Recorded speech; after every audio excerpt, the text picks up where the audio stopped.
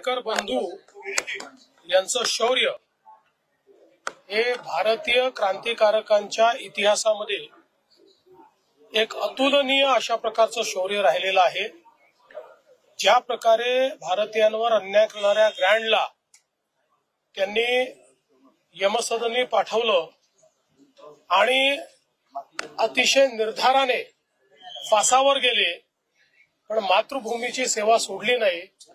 अशा चापेकर बंधूंचं स्मारक होणं हे अतिशय महत्वाची गोष्ट आहे आणि अतिशय सुंदर त्यांच्या जीवनातला एक एक प्रसंग जिवंत करणारं स्मारक तयार झालेलं आहे। मला असं वाटतं की प्रत्येक शालेय विद्यार्थ्याने हे स्मारक बघितलंच पाहिजे, कारण यातनं खूप मोठी प्रेरणा मिळणार आहे।